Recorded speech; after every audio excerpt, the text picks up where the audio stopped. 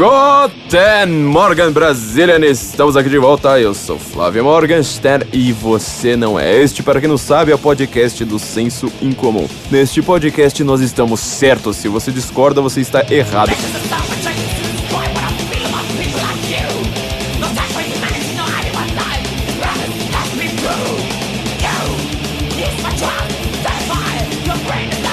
Eu descobri uma coisa terrível, talvez maravilhosa, mas até o presente momento ela tá terrível. As pessoas que conhecem o podcast pelo podcast, elas não estão acostumadas a ver o canal do YouTube. As pessoas que veem o podcast no canal do YouTube, elas não ouviram ainda o podcast no SoundCloud. Então elas não tratam como podcast, elas tratam como se fosse um vídeo estático só com áudio. Eu tô impressionado com isso.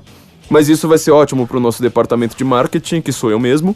Mas eu tô impressionado com isso, porque assim, quando a gente fala, este é o podcast do Senso em Comum, tem gente que conhece o podcast sem conhecer o nosso site. E tem gente que conhece o nosso site sem saber que a gente tem um podcast. Tem gente que conhece o podcast de uma mídia e não conhece pela outra. É impressionante. Então assim, se você estiver ouvindo esse podcast como um podcast, ou seja, no seu agregador de podcast, ouvindo por aí, etc., saiba que a gente também está no YouTube. Entra lá, youtube.com/senso em comum oficial. A gente tem até nome, URL bonitinho, olha só que coisa, a gente tá chique.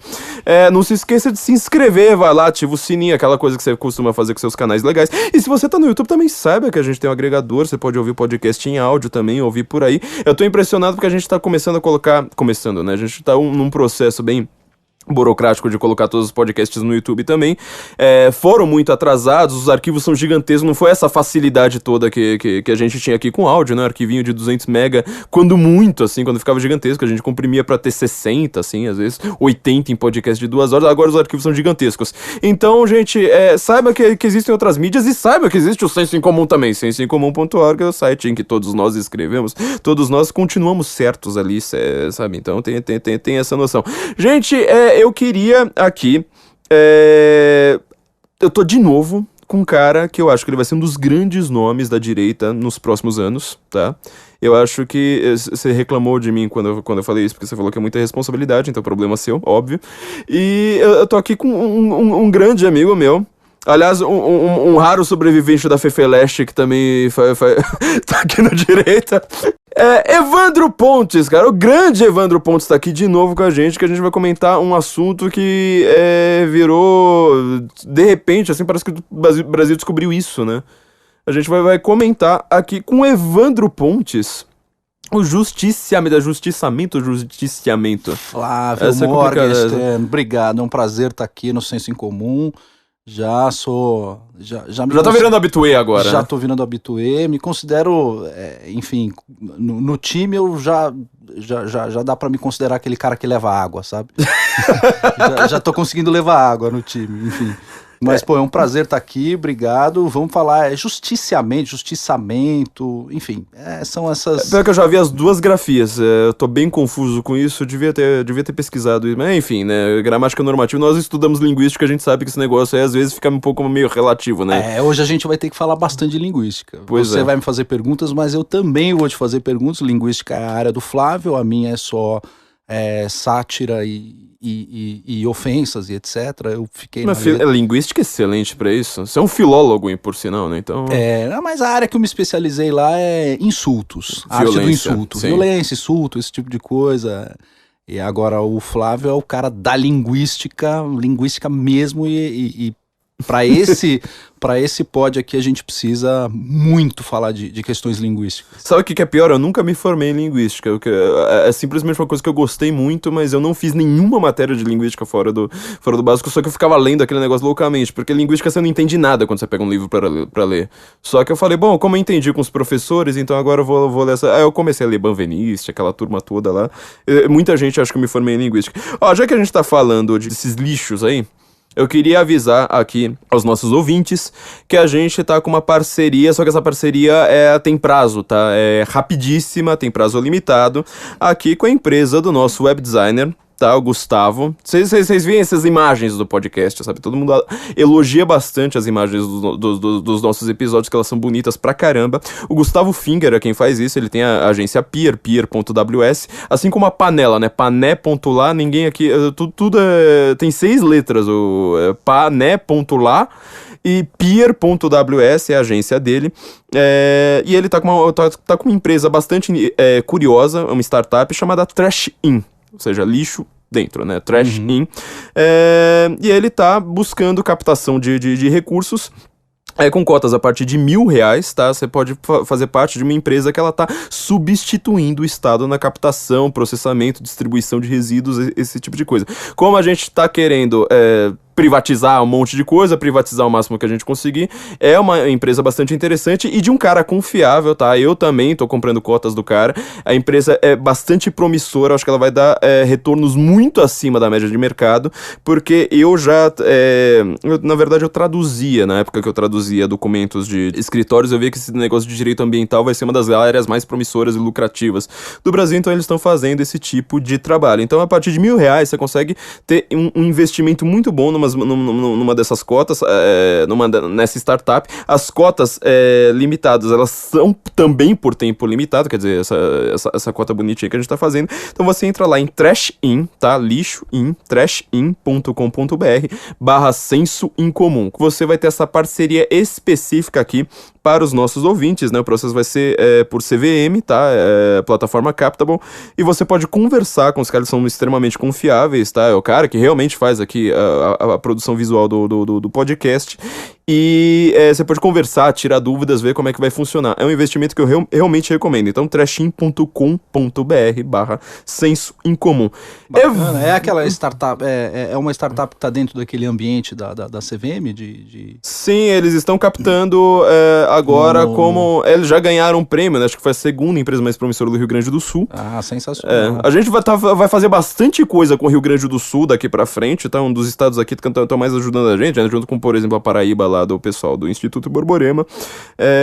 A gente vai fazer bastante coisas com eles. Então é realmente recomendável, tá? Você quer ter um investimento aí bom, e sem contar, né? A gente não tem a nossa Andrade Gutierrez, né? Como a gente fez no nosso último podcast. Exato, a gente precisa aproveitar as empresas que vão lá e estão investindo, estão, sabe, colocando o seu suor nos nossos projetos. Uma coisa que a gente precisa aprender também a fazer. Fala assim, ó, tem um dinheirinho aqui na conta, investe aí, porque é pra gente construir as nossas empresas, né? Eu acho que salvo engano, Palocci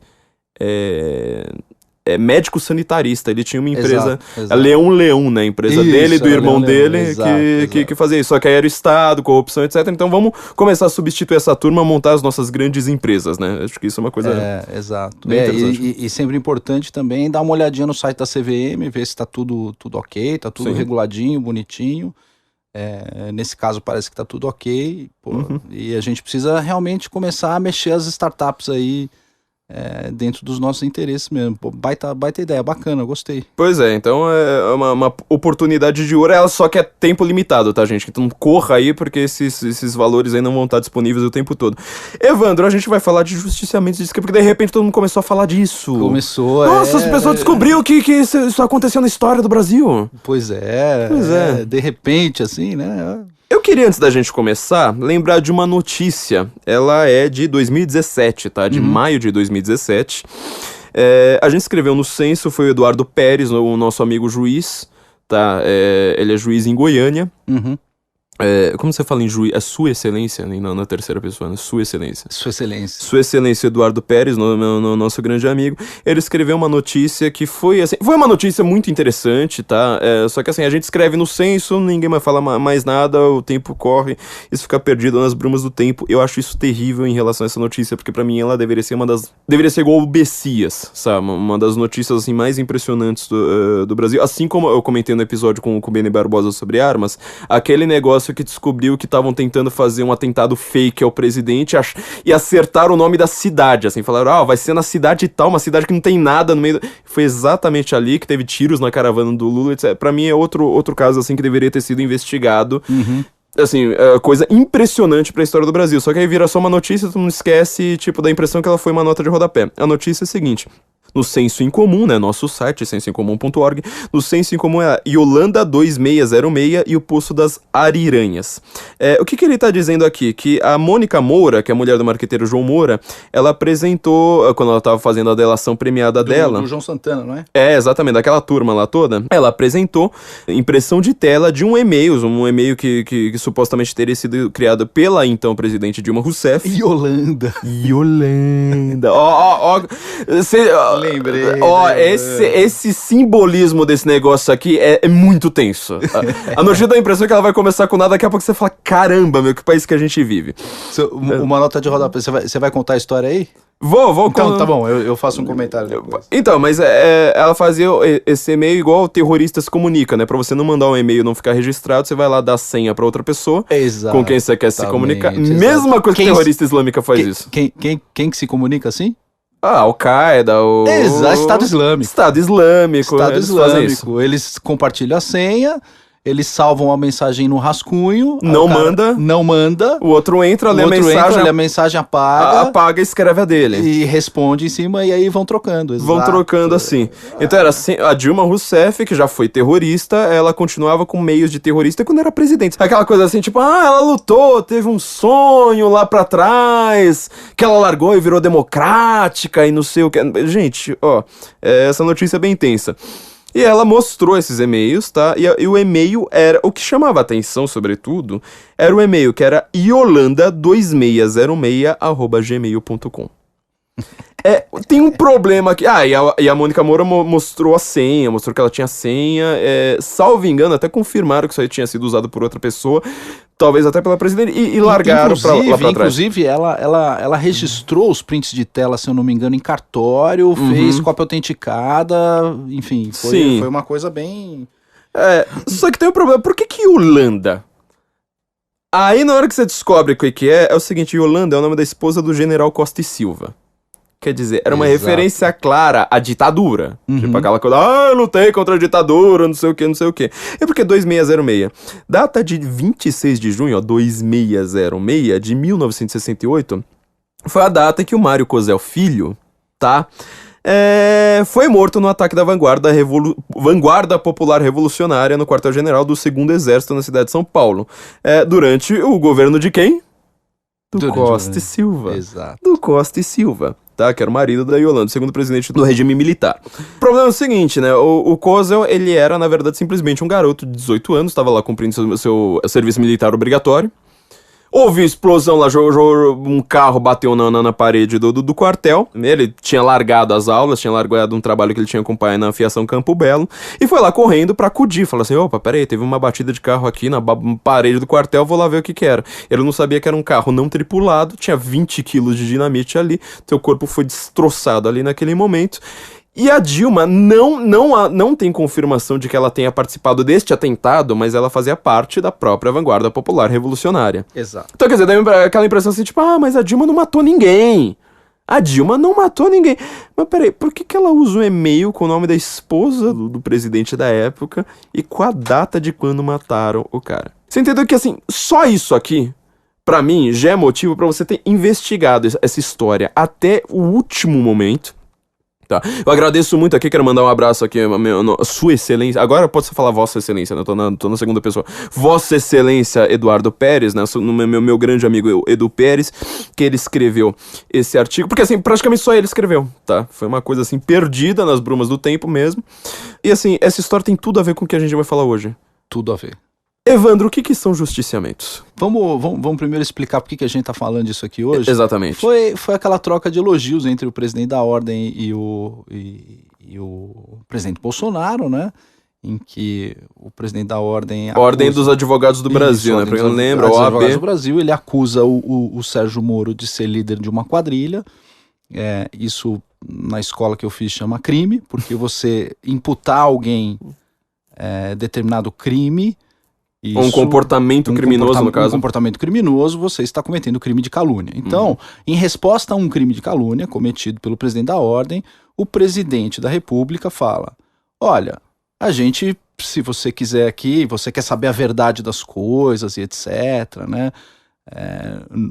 num determinado contexto, se você quer saber, eu posso contar a verdade a respeito do que aconteceu com seu pai, do qual Jair Bolsonaro insinua que o pai do presidente da ordem teria sido vítima de um justiciamento. Né? Então, qual que é a grande sacada aqui da gente estar discutindo isso? Só pra gente deixar claro, né, o presidente da ordem, que ele tem toda essa narrativa de ser contra o Moro e não sei o que, e ele tinha pegado, na verdade, eu acho que isso, até o clima pra isso, foi aquela matéria da Exame, né, falando que o Moro não... como é que é? O Moro, ele fez uma coisa tão autoritária como só existiu na ditadura. E ele foi lá, fez mais ou menos uma espécie de revival da matéria um dia depois, falando essa coisa do Moro, e o Bolsonaro falou assim, já que você quer falar de ditadura, então vamos falar de ditadura. Exato. Aliás, um jabazinho rápido aqui, o livro que eu acabei de traduzir do Yoram Razoni, The Virtue of Nationalism, ele faz uma análise nos capítulos finais a respeito da intolerância a respeito de atitudes tomadas por Israel em resposta à tolerância do resto do mundo para atos absolutamente terroristas. Então, quer dizer, você ir lá e matar 50, 60 pessoas... Se você está de um determinado lado, esse lado é tratado com tolerância. Agora, se Israel chega e fala assim, genocida, o fato de você chamar o outro de genocida é tratado com intolerância e você chamar de racista, isso, aquilo. E o Razoni, ele explica, sob o ponto de vista histórico. Agora, quem sabe da parte linguística... És tu, grande Flávio. É aquele negócio de você dar ênfase a uma determinada palavra, a uma determinada circunstância e dar aquela carga emocional, sendo que a palavra, do seu ponto de vista semântico, é completamente vazia, né? Sim, ela é vazia semanticamente. Então, esse é o grande ponto, né, do pessoal da esquerda. Porque o que eles fazem? Eles vão lá e dão aquela carga emocional para a palavra e dizem... torturador, fascista e tal. E vão inventando e vão encadeando essas palavras para deixar a pessoa numa situação absolutamente como se fosse um cara malvado. E concomitantemente a isso, o que a gente teve no presídio de Altamira? Presídio de Altamira. Peraí, qual deles foi? Porque agora... Não, eu já confundi agora. De um dia por aí, 50 cabeças rolaram. No Pará, do Pará, claro, mas... Acho que agora eu não lembro. Eu lembro que é do Pará, mas isso, assim. E é uma briga de facção, né? Quer dizer, são duas facções que, assim, não é só o criminoso comum. Não é o cara que foi lá, tipo, ele roubou leite e tal. Pra você fazer parte de uma facção, significa que você usou o crime, assassinato. E facção é assim, é crime de cortar a cabeça pra frente, né? Exatamente. Não é crime assim, tipo, o cara deu uma facada em alguém num assalto. Não, é crime pesadíssimo, e você usou aquilo como método de vida, você já ignorou qualquer resquício de qualquer coisa. Exato, esse é o justiciamento 2.0, é a mesma coisa que acontecia no regime militar pelos grupos armados de esquerda, agora sendo reutilizado, sofisticado por grupos, esses são milícias de verdade, né? Não é a milícia virtual. Milícia! Não, esses são milícias, são grupos armados que cometem atos exclusivos de tropas militares, eles agem com estratégia militar e eles cometem... Agora, nós vamos ter que falar.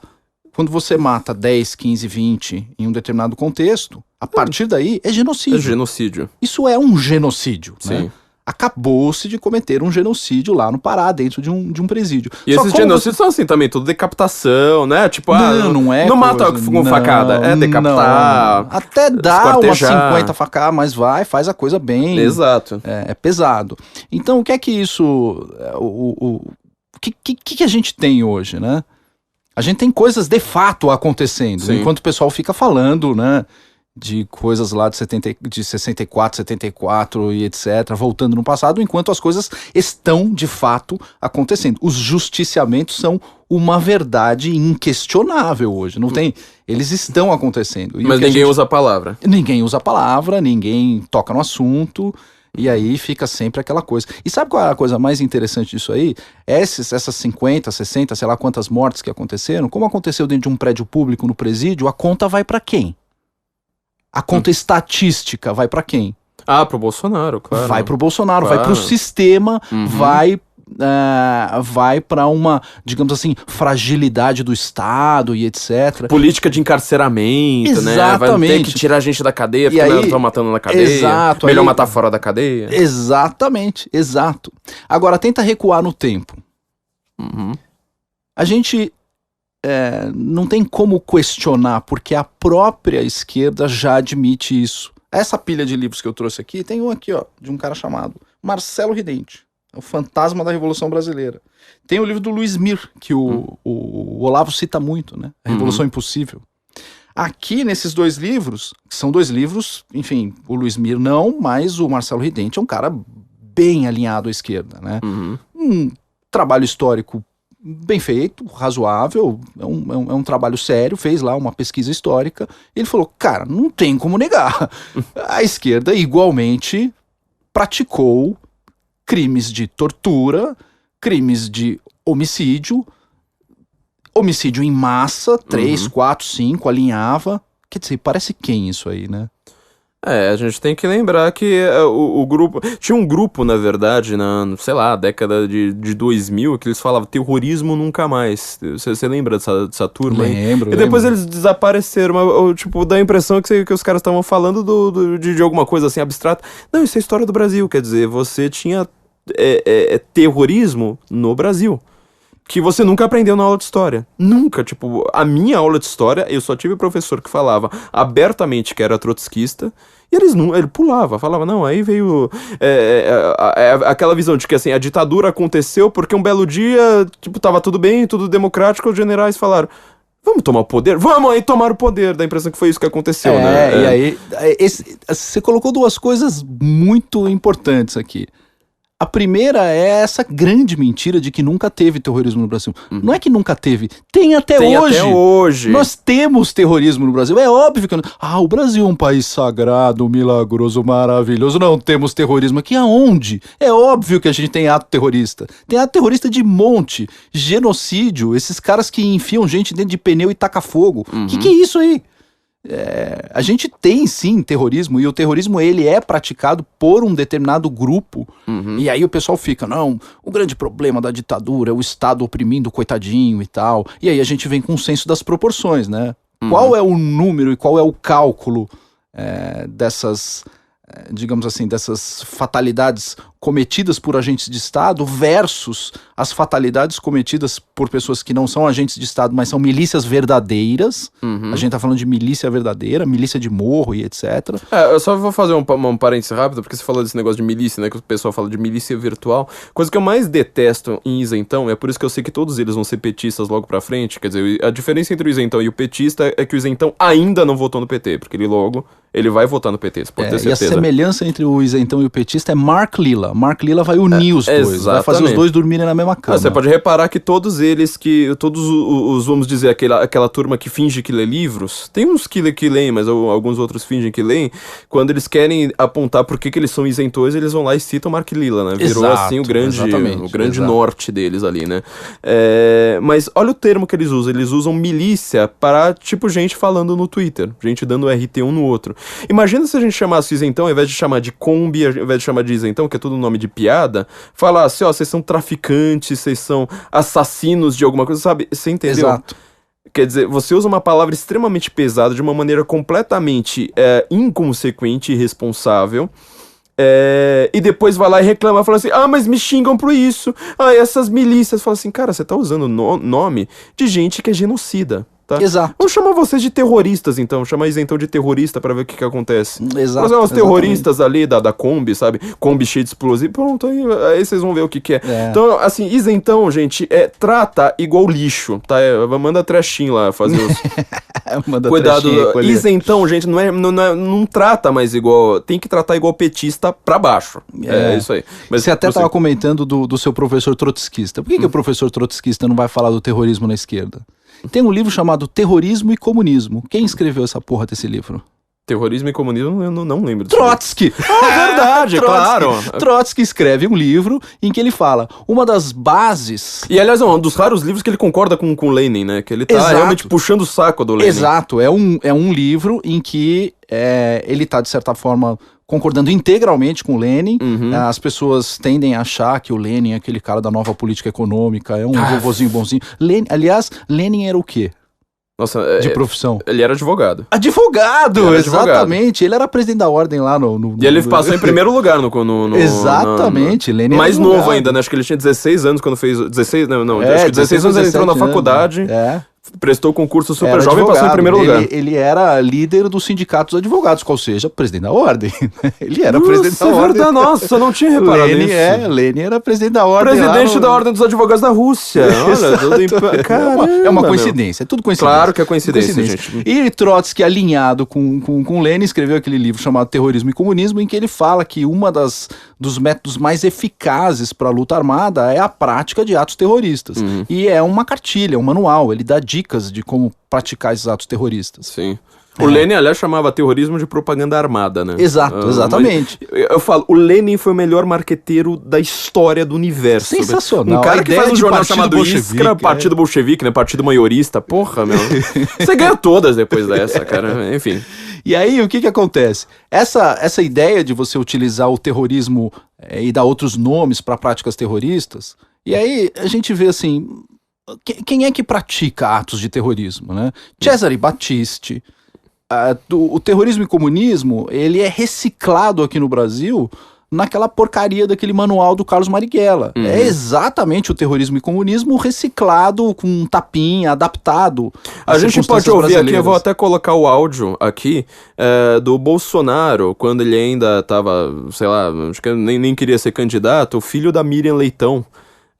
Foi lá falar com ele, porque o Bolsonaro falou aquela história da cobra, lembra? Que a Miriam Leitão falou assim, que ela foi torturada com uma cobra na ditadura. Lembro. E o Bolsonaro falou, coitada da cobra. Foi o filho da Miriam Leitão lá, com toda a sua hombridade, foi lá jogar na cara do Bolsonaro e falou assim, você falaria de novo coitada da cobra? Pra minha mãe, ele foi lá e falou, falaria. Quer saber o que sua mãe fez? Ela era do Carlos Marighella, e mostra, né, tipo, do grupo do Carlos do Marighella, mostra o livro, vamos ouvir o áudio. Sobre a tortura sofrida pela minha mãe foi colocada por uma jiboia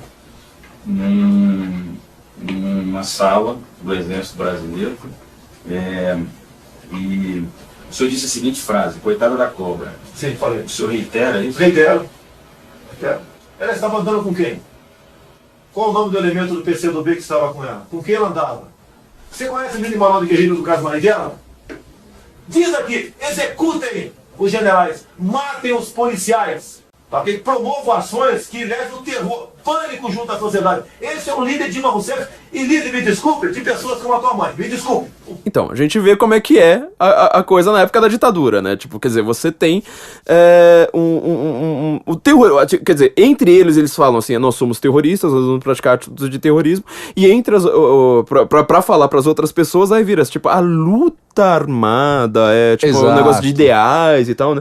A expressão que eles usam até hoje, né? Luta, detesto essa expressão, né? Você usa luta para alguma coisa que não envolve artes marciais, mas exatamente. Aí eles, enfim, tem toda uma tecnologia de adaptar essa questão da luta armada. Um dos maiores praticantes de justiciamento da história, um dos caras mais assim proeminentes no justiciamento, foi o homem da camiseta. Ernesto Che Guevara. Ele era um grande executor de justiciamentos e os alvos prediletos dele eram negros e gays. Sim. Na cabeça dele, ele tinha que começar uma revolução comunista, simplesmente eliminando esse tipo de pessoa que atrapalhava o projeto que ele tinha com Fidel Castro. Então, quer dizer, a gente lembro, tô lembrando da FEFELESH numa aula que eu tive, com um cara que ia pra aula com camiseta do Che Guevara e boininha. Ou eu acho que talvez não tinha a camiseta, né? Ele tinha o cabelo igual do Che Guevara, eu lembro disso, como o do Boininha. E como eu fazia sempre o alemão, ele tava lá no alemão e uma vez ele falou assim, nossa, porque eu fui ver um documentário sobre neonazistas e de repente apareceu o Che Guevara. Eu achei que eles iriam odiar o Che Guevara. E eles adoram! Eu falei assim, então, né, cara? Aí quando você fica nesse negócio, nazismo é de direita, não sei o que, cara. O alvo do Che Guevara eram os negros, porque eles não fizeram nada pela revolução. Você lembra que Cuba tem 88% de população população negra. Quantos Exato. negros tem no Partido Comunista? Muito bem. Pô, 88% de população. Não é igual. Tipo, a Bahia acho que tem menos de população negra. Exato, exatamente. E tipo, só tem branco lá. Os caras falam assim, não, nós somos, tipo, os negros não fizeram nada pela revolução, gay também não vai servir pra procriar, logo, se ele não serve pra procriar, ele não serve pra ser proletário. Se ele não serve pra ser proletário e ser trabalhador, o que a gente vai fazer com essa turma? Fuzila, meu. Paredão. Paredão, meu amigo. Paredão, justiciamento. Pois é. E o que é o justiciamento, né? Quando a gente olha como aquela turminha da esquerda, isso está explicado nos livros que a gente citou aqui, a turminha da esquerda tinha lá o seu regime de organização. Se você quiser saber como é, na prática, o regime de organização dessas vanguardas armadas, da luta armada, hoje, é muito simples você saber como é que funciona. Entre em qualquer coletivo. Ou compre o Por Trás da Máscara, de Flávio Morgenstern, e ele te explica como é que funciona a luta armada hoje. Hoje. Não tô falando em 64, em 72, não tô falando disso. Hoje, isso ainda existe, tá? O senso de proporções é meio grotesco que você falou, né, do senso de proporções, porque assim, você tem que lembrar que todo assassinato que acontece no Brasil, ele provavelmente teve uma campanha de desencarceramento por trás. Provavelmente aquele cara, ele já é reincidente, tá? Ele não é o primeiro assassinato dele, porque pra você ver a quantidade de assassinatos que acontecem no Brasil, a não ser que você realmente acha que o Brasil vai ter, tipo, 50 a 60 mil assassinos novos por ano, né? Então, quer dizer, o cara é reincidente, não sei mais o que. Então, quer dizer, ele assassinou por causa de uma política de esquerda, tá? Exato. Então, quer dizer, um ano no Brasil atual, um ano qualquer, aí você pode falar, a esquerda matou muito mais gente do que 21 anos de ditadura, multiplicados por 10. Muito mais. Muito mais, né? Muito mais. Multiplicados por 30, 40, 50, sei lá. Então, o grau que a gente tem do aumento de homicídios no Brasil já mostra que a gente está numa situação de genocídio constante já, né? E olha só que coisa esquisita, né? Vem o presidente fascista e aí cai 27% em 3 meses o índice de homicídios cometidos no Brasil. O índice já começa a despencar barbaramente. Esse governo é muito malvado. Para tristeza de quem faz análise eleitoral, eu fui pesquisar por que esses dados aconteceram, né? Muito foi contenção justamente do que a gente tava falando, né? São de facções. Tá, eu não sei nem como falar, mas assim, eles contiveram facções, sobretudo no Nordeste. Então, quer dizer, onde que o Bolsonaro foi pior eleitoralmente? No Nordeste. Onde que o Bolsonaro melhorou de cara, porque aqui pra São Paulo até agora, tipo, você não consegue sentir de fato, né, a grande diferença. Mas lá no Nordeste você sente. Quer dizer, então assim, pra quem quer fazer análise eleitoral, isentão e petista, já trago umas notícias, tá? As próximas eleições vão ser muito mais fáceis pro Bolsonaro no Nordeste. E outra coisa, você tem que lembrar que acho que foi na primeira semana do Moro, ele mandou tropas pro Ceará. Era uma coisa que não acontecia antes, né? Então, quer dizer, tipo, você imagina quando... tipo, só uma semana com o Ceará em estado de sítio, você imagina que o número estaria mais ou menos igual o que estaria antes, né? Exato. Porque você teria matado muita gente, mas muita gente, assim, em questão de uma semana. Uma semana você mata, tipo, sei lá, 100 por dia, você imagina como é que é isso. Exato. E os debates, né, dos governadores petistas nordestinos, você pegar lá...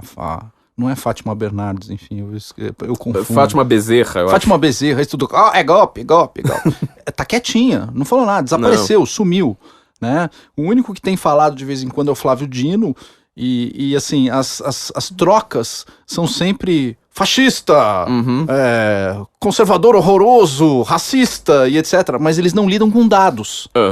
Olha, aconteceu isso, diminuiu isso, a violência aumentou por culpa do governo federal. Não lidam com dados, eles lidam com narrativas. Sim. Eles vão criando essas narrativas diversionistas e etc. Mas voltando pro justiciamento, o que que é justiciamento? Justiciamento, você tem assim, uma organização militar, Paramilitar?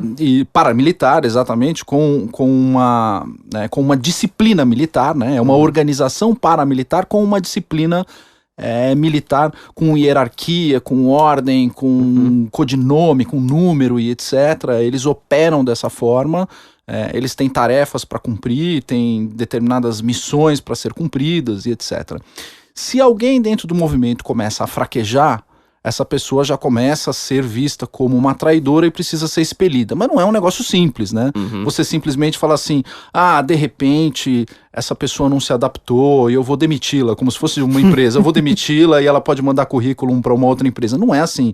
Você entrou, você sai daqui com segredos, então pra gente garantir que os segredos aqui não vão sair, o que é que a gente faz? Dead men tell no tales. Exatamente. Esse é o processo de justiciamento. Então, ele é absolutamente cruel com quem não se adapta aos movimentos de esquerda. E é isso que é contado em todos esses livros que a gente citou, que são livros de militantes de esquerda contando de coisas que aconteceram dentro da esquerda. É absolutamente inquestionável.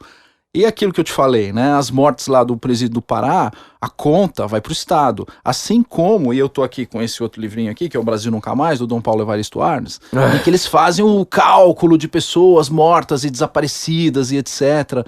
Mas se você for ler com atenção todo o projeto, o livro Brasil Nunca Mais é um extrato do projeto. Eu tive que ler esse projeto inteiro por conta de outros trabalhos que eu fiz na minha vida, mas li os 8 volumes do Brasil Nunca Mais. E aí é uma coisa que você começa a falar, não, peraí, eu não sei se de fato a causa da morte, ou quem de fato deu conta do desaparecimento dessa pessoa, foi de fato um agente de Estado. Sim. Porque o que você tem no detalhe do Brasil Nunca Mais? Como é que as coisas aconteciam? Os arapongas iam lá, descobriam que tinha um determinado coletivo, na época não chamava coletivo, chamava Vanguarda Var Palmares, essas porcarias de nome que eles dão, estourava uma célula comunista como essa, ia todo mundo pra cadeia. Aí eles falavam, bom, esse aqui, e isso é descrito num livro que a gente vai comentar, né, daqui a pouco. Sim. O cara olhava e falava assim, moleque, sem vergonha, eu sei quem é o pai dele, chama o pai dele aqui, tem vergonha, rapaz? Pega ali o moleque, ou o cidadão, quem quer que seja ali, e manda embora. O cara vai, presta depoimento lá na polícia e manda embora. Outros mais complicados, já com problemas de envolvimento com terrorismo, de botar bomba em fusca pra explodir quartel, esse tipo de coisa, aí o regime militar fala, retém esse cara aqui, esse cara fica, esse cara não vai embora. Aquele que é solto, que é released, o que acontece? Quando ele volta pra célula, os caras que estão ali em alguma outra célula, o cara não sabe o que é que foi dito na polícia. Sim. Então, você quebra imediatamente aquele vínculo de confiança. Eu não sei, esse cara foi preso, ele foi solto. O que ele deve acontecer? Será que ele me dedou? Não dedou? Né? Por que o cara saiu tão rápido? O que será que aconteceu com esse cidadão? Então, as primeiras vítimas dessas prisões de desaparecidos e mortos são da própria esquerda. Sim. E uma das coisas que irrita, nós que somos olavistas, né? O que a gente vai fazer nesse podcast agora, né? Dizer Flávio, que o Olavo tem razão. Dizer que o Olavo tem razão, mas nós vamos agradar os militares? A gente não é anti-militar? Não, cara, puta... Aliás, eu acho que foi o grande erro, quer dizer, eu acho não, o Olavo acha que foi o grande erro da vida dele, ficar puxando tanto saco de militar. Aliás, o próprio Bolsonaro também comete o mesmo erro até hoje, né? Ele não para de cometer esse erro ridículo, que é tratar as Forças Armadas como se fosse um bloco homogêneo. Essa, pra mim, é a grande burrada que o Bolsonaro comete. Foi um erro que o Olavo, assim, teve que o Bolsonaro entrar pro Olavo perceber, porque quando ele falava aquele negócio, assim, tipo, falando das Forças Armadas e tal, eu ficava sempre abismado. E meus amigos em Brasília, eles falam que hoje em dia você vai, isso você vê no meu curso lá do Borborema. Do Instituto Borborema, sobre Eric Fögling, que eu tô falando justamente sobre essa questão do positivismo, inclusive do positivismo nas Forças Armadas no Brasil. Quer dizer, você chega lá e fala assim, o general, este funcionário público que tá aqui no seu gabinete, ele tem aqui um site com pedofilia infantil, quer dizer, com pornografia infantil, ele defende a pedofilia e ele tá escrevendo um livro falando que pedofilia é lindo. O general vai te responder, mas ele passou num concurso, é um quadro técnico. É isso que é positivismo, tá? Aliás, o Brasil é campeão mundial, né? De falar assim, mas cadê o estudo científico, né? Que você não pode falar uma coisa dessa. Exatamente. De onde vem essa mentalidade? Você acha que veio da esquerda? Meu amigo, foram os militares que colocaram, a esquerda só pegou pra ela, tá? Então, enfim, né? E aí, qual que é o problema desses números, né? E assim, eu não tô aqui contestando números, mas eu tô contestando os critérios que foram utilizados por várias pesquisas e várias coisas, e vários estudos, que é a causa ou, enfim, a comprovação de que um determinado número de pessoas que vai para essa contabilidade é realmente morte em que você pode como diria lá no Tropa de Elite, botar na conta do Papa, né? Então você acaba botando na conta dos militares gente que foi vítima de justiciamento. Então isso de fato existe, mas essa controvérsia ela não é discutida, porque a esquerda não aceita como premissa discutir os próprios critérios de organização. Ela vai falar, eu não vou discutir os meus critérios de organização, eu estou aqui para te acusar. Então qualquer pessoa que desapareceu no regime militar, a culpa é do regime militar, ainda que eu tenha desaparecido com algumas dessas pessoas. Sim. Então a gente pode... Você nunca fala nem que você cometeu isso, né? Eu nunca vi, tipo, Comissão da Verdade falar assim, a propósito, teve alguns crimes, mas nós estamos lutando. Eles nem falam isso. Não, zero. Eles tratam como se fosse zero, né? O número fosse zero. É uma operação contábil em que você, tropa de elite novamente, joga na conta do Papa. Joga na conta do Papa, esse negócio não se discute, entendeu? Então, de certa forma, essa é a distorção entre o fato... que ele não chega a ser um fato histórico, ela é uma metodologia de controle. O justiciamento é uma metodologia de controle. Não dá pra gente dizer hoje que o justiciamento é utilizado pelos coletivos aí dos nossos amigos. Óbvio que não. Porque eles também é tudo jovem, né? Eles mas ainda não fizeram coisa grande. Então, mas o que acontece? Esse justiciamento ele é usado de maneira muito ampla e extensa nas organizações criminosas e etc. Aí a gente tem todos os livros aqui, a listinha de livros do Carlos Amorim. Eu não vi a hora de você chegar nessa parte.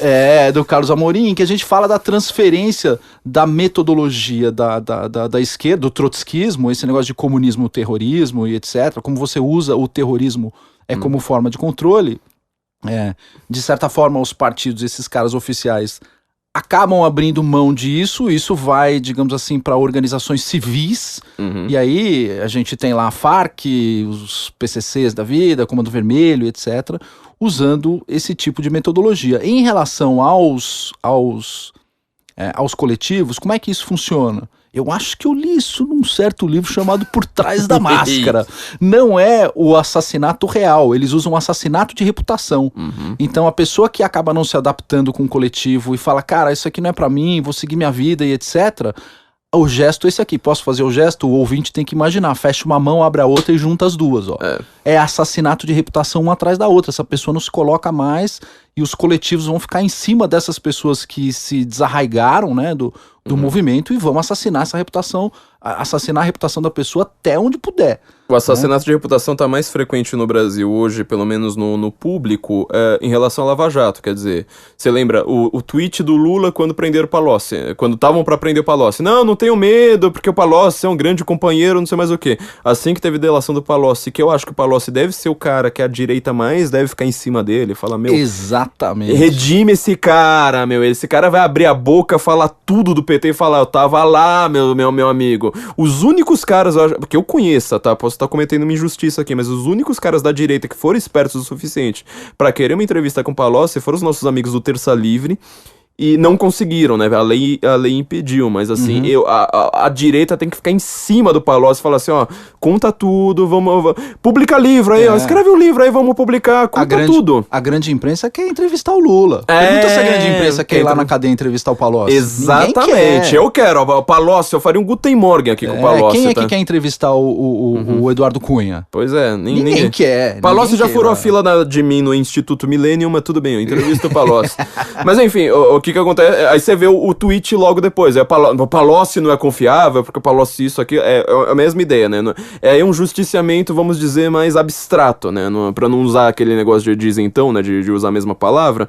Mas aí seria uma espécie, o que se chama de assassinato de reputação. Você vai falar assim, pelo menos a reputação do cara tira. É um justiciamento, mas a pena é diferente. Sim, né? A pena que você aplica para um desarraigado de coletivo não é a mesma pena que você aplica para um desarraigado de uma organização criminosa relacionada ao tráfico de droga. Como o Comando Vermelho, que eu quero que você explique agora porque que o Comando Vermelho se chama Vermelho.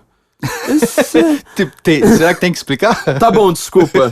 Mas conta a história do livro, eu te interrompi um milhão de vezes. Vamos contar a história do livro. Enfim, na década de 90, na passagem da década de 80 para a década de 90, você tinha vários, digamos assim, vários presos políticos na época, isso já desde Graciliano Ramos, né? O preso político era mandado para um lugar que, aliás, é um lugar muito bacana de se visitar, um lugar turístico muito bacana. Tem muito maconheiro lá, mas as praias são bonitas, né? Você fica longe do maconheiro, tenta ficar embaixo de uma árvore bacana, que é na Ilha Grande, no Rio de Janeiro, em frente à Baía de Mangaratiba, perto ali de Angra dos Reis. Desde a época de Graciliano Ramos, Getúlio Vargas já mandava os presos políticos para servir no presídio de Ilha Grande. Cadernos do Cárcere, né? Exato, Aliás, deixa eu só fazer Cadernos do Cárcere, ele foi escrito lá. Ele foi escrito Não foi escrito lá, não. Não, foi, agora foi. Cadernos do Cárcere...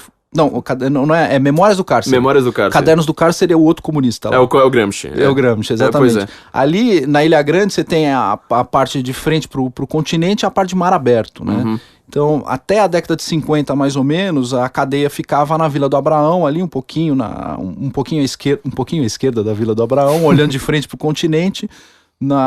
Hoje chama Praia do Lazareto. Você ainda tem ruínas da antiga cadeia lá, tá?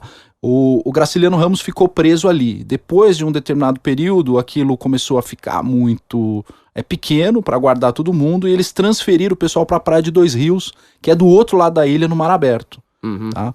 Passado um determinado período, eles construíram a cadeia de segurança máxima de Dois Rios na Ilha Grande, e ali eles colocaram muitas pessoas relacionadas à luta armada.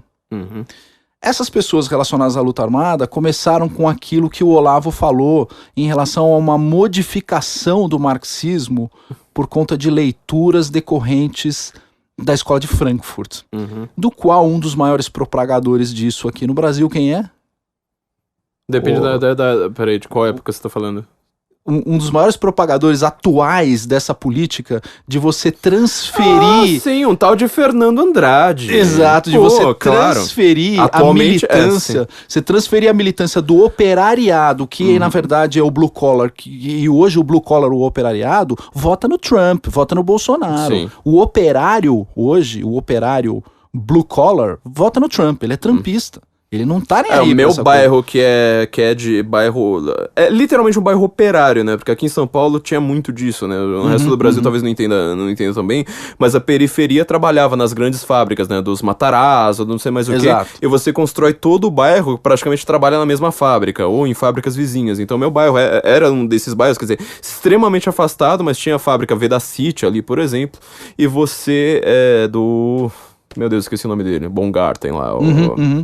Otto von Baumgarten, e você tem toda o operariado mesmo, o bairro é construído ao redor da fábrica, né? Exato. Esse bairro hoje, eu te garanto, assim, em primeiro lugar que ele só votava no Maluf, porque ele era um bairro preocupado com segurança. Exato. Hoje em dia, mas assim, você não acha um petista ali. É impossível. Exemplo de você acha os maconheiros, óbvio, né? Exemplo de lugares como Itapecerica. Itapecerica da Serra é uma área industrial, de indústria pesada, e se você for até Itapecerica, você fala, ali é Bolsonaro uma massacre, né? Sim. Mesmo porque tá no caminho lá do Vale do Ribeira, enfim. Só crime acontecendo o tempo todo, toda hora tem uma notícia de um cara esfaqueado ali, você acha que o cara vai votar no PT ali, o trabalhador? Exato, esquece. Exatamente. Esquece. E aí, o que acontece? Houve uma mudança do empenho, né, da esquerda, em ao invés de começar a investir no operário, migrar para o lumpenproletariado. O lumpenproletariado é a prostituta, é o traficante, é o ladrão, é o ladrão de galinha, é o sem vergonha, é o malandro, é o cara que tá fora. É o cara que o Marx odiava. Exato, mortalmente. O Marx achava o fim do mundo, enfim. E o gay pra época era lumpesinato, né? Tipo, lumpesinato. Essa é a razão pela qual o Ernesto Che Guevara, ele é um marxista clássico, porque ele eliminava o lumpenproletariado. Ele eliminava no paredão mesmo, né? E aí chegou a matar alguém porque roubou um sanduíche. Exato. Porque pegou, acho que, salvo engano, um ovo a mais das cotas de ração, né, que eles dão. Então, assim, é aquele cara que ele fala assim, se você tem 8, né, tipo, se você tem 10 horas pra trabalhar, você trabalhou 9h59, você tá traindo a revolução. Você tá traindo a revolução, então... Aí você deixa de ser operário pra ele considera lumpen já. Já considera traidor da causa. Então, nessa mudança que inclusive um dos maiores entusiastas disso é o Fernando Andrade, que escreveu a tese de doutorado dele na FEFELESTE, se formou na São Francisco, foi lá na FEFELESTE. Fez a mesma coisa que você, né? Fez a mesma coisa que eu. Exatamente a mesma coisa. Exato, me persegue o desgraçado. Eu fui dar aula numa universidade, tá dando aula na mesma lá. Enfim, eu sou perseguido, cara. Horrível. Ai. Mas enfim, toda essa tecnologia, digamos assim, de como é que você transfere as coisas, isso acabou sendo utilizado pela esquerda, e dentro do Presídio de Segurança Máxima da Ilha Grande, eles começam a conversar sobre a Revolução Marxista e etc, e transferem essa tecnologia de ação para os presos comuns no Presídio de Dois Rios, na Ilha Grande. É ali que nasce o Comando Vermelho. Eu acho que um dos principais é um cara que depois lançou um livro, que é o chamado O Professor, né? O Olavo fala bastante do livro desse cara, que foi um livro muito saudado, premiado pela esquerda, em que ele fala da criminalidade, da relação da criminalidade com a revolução e etc. Depois, um dos primeiros, digamos assim, na era romântica do Comando Vermelho, quando o Comando Vermelho estava nascendo, tem um livro muito bacana de um fotógrafo chamado André Cipriano. Isso é raro de achar, se vocês acharem, comprem. Porque tem fotos da Ilha Grande da década de 80 à década de 90, quando era proibido ainda, né, para turista entrar lá. E ele conseguiu uma autorização do exército, ele entrou e fotografou o dia a dia, entrevistou os caras, e ele, nesse livro, ele já comenta como era o nascimento do Comando Vermelho. E tinha um cara ali que, enfim, organizava a cadeia e tudo, acho que chamava Roberto Lengruber, acho que é Roberto Lengruber o nome do preso, que começou a, digamos assim, aplicar essas técnicas de colaboração do preso com a sua família e etc. E o preso, ele tinha que sair dali e lutar pela causa dos pobres, e aí você tem todo um relacionamento entre esquerda e movimentos criminosos e práticas de terrorismo, né? De assaltar bancos, explodir coisa, matar gente, etc. A gente pode até um outro dia fazer um outro podcast, fica aqui a provocação, para eu explicar o que é Gaza. É a mesma coisa, é a mesma coisa. O que é o Hamas, o que é a Universidade de Gaza e como uma coisa acabou se confundindo com a outra, né? Então a grande universidade do crime foi o Presídio da Ilha Grande. Só que a gente não tem mais traços disso, né? Porque quando Escadinha fugiu do Presídio da Ilha Grande, que o Presídio da Ilha Grande fugiu de helicóptero, né? Sim. Foi televisionado pela Globo, foi sensacional. Quem é dos anos 80 vai lembrar disso. Tinha a famosa lei Escadinha, né? Você, nem sempre que você entra num lugar com uma facilidade, mas você sai com muito mais dificuldade. A piada virou justamente por causa disso, né? O cara pediu um helicóptero, falou assim, o helicóptero tá aqui. O helicóptero tá aqui, entrou o helicóptero, fugiu da cadeia de helicóptero, né? Lá da Ilha Grande, porque isso já era para sinalizar o grau de conforto que o crime organizado tinha em relação a ter tomado um pedaço do Estado. Eles estavam infiltrados dentro do Estado, dentro de um prédio público chamado Cadeia, e a partir dali os caras da cadeia começaram a tomar conta da história toda. É ali que nasce o Comando Vermelho, né? Na época o governador do Rio era o Brizola, então para resolver essa situação o que ele fez? Pegou os presos, espalhou por alguns presídios, alguns soltou e etc, e implodiu o presídio e queimou todo o arquivo do presídio. Ele viu que a mulher dele tava dando pra um cara no sofá, aí ele foi lá e falou, eu vou queimar essa porra desse sofá e nunca mais isso vai acontecer. Exato. E nunca mais aconteceu. E nunca mais ninguém ficou sabendo aconteceu no presídio. do sofá, nunca mais. Nunca mais no presídio não aconteceu mais nada, cara. Olha só. Exatamente. Cara, mas ele foi lá, implodiu o presídio, queimou todos os arquivos do presídio e espalhou as baratas. Foi isso que ele fez. Ele espalhou as baratas e aí nasce o Comando Vermelho, e o Comando Vermelho tira essa técnica da esquerda que existe até hoje. É assim até hoje. Então, aquilo que o Bolsonaro, de certa forma, tentou explicar para o presidente da OAB, de como as coisas funcionam, e aqui eu não estou entrando no mérito da questão. Se eu for entrar no mérito, eu acho que o Bolsonaro cometeu um erro mesmo. Do ponto de vista estratégico, ter dado essa resposta, eu não teria dado essa resposta estrategicamente. Eu teria entrado com uma ação contra o presidente da OAB por ter cometido crime de calúnia. Ele tem que usar um pouquinho mais. Eu discordo um pouco disso, porque ele é presidente da República. Eu não quero presidente da República... O Moro eu quero. O Moro eu quero que o Moro comece a processar. Exato, ele Só que deveria o ter processado. Bolsonaro, acho que não, sabe? Porque o Bolsonaro ele foi eleito justamente por causa disso, porque ele dá respostas atravessadas. Eu prefiro a resposta atravessada, que em termos de narrativa, que é o que a gente tá trabalhando no Brasil hoje, valeu muito mais. Tá, porque você viu, agora de repente a gente tá aqui, ó. Tamo aqui O discutindo. tema do podcast é justiçamento, porque tá todo mundo falando de justiçamento. Eu acho que... foi a nossa milícia que mandou a gente fazer. É, a nossa milícia, eu Nossa esqueci. milícia. A gente tá tem cumprindo ordens aqui. o cumprindo ordem da tia do Zap aqui. Carluxo mandou a gente. é. Carluxo mandou a gente fazer. Tami o Gretchen, um abraço. E a gente logo... Tami Gretchen, queremos você aqui, hein? Pois Ah, não, é, eu queria ele foi no podcast do Irã lá, cara. Foi no podcast do Irã, tem que vir no nosso agora. Eu queria até fazer um parêntese rápido, porque você falou do Brizola agora. Eu acho que duas pessoas conseguiram destruir mais esse país do que Getúlio Vargas e do que a esquerda. A esquerda, assim, Lula e Dilma. Uhum. Que são Prestes, algum dia a gente precisa falar dele, e o Brizola, né? O Brizola por conta disso, quer dizer, você realmente conseguiu transformar o Brasil no paraíso do crime por conta de suas políticas, mas assim, há uma diferença brutal que, pra entender essa questão do justiçamento, acho que a gente devia ter falado lá no começo, que é o seguinte, teve dois grandes momentos do Brasil, do comunismo no Brasil. A intentona comunista, lá atrás, na década de 30, aliás, começo da década de 20, né? Acho que na década de 30 ela já começa a ser extremamente abafada. Coluna Prestes, aquela coisa toda, que é o comunismo da velha guarda. Quer dizer, era gente velha, era gente que foi treinar na União Soviética. O Prestes, que mal falava português, foi aprender russo. Foi falar russo, entendeu? A gente, assim, treinada pela própria KGB, etc, etc. A KGB acho que nem existia na época, acho que ela ainda tinha um outro nome que eu não lembro agora qual que é. Comunista que usava gravata, Flávio. Entendeu? Outro tipo de pegada. Na década de 60, que é esse negócio que se fala da ditadura, o comunista que tinha 25 anos, ele era o tiozão da galera, assim como hoje é com os coletivos, né? Aquilo que eu falei. Exato. Junho de 2013 foi feito por gente que, sabe, o cara, ele não tem barba, tá? 15, 16 anos. Gente, tipo, gente que não tava na faculdade, não tinha idade pra estar na faculdade.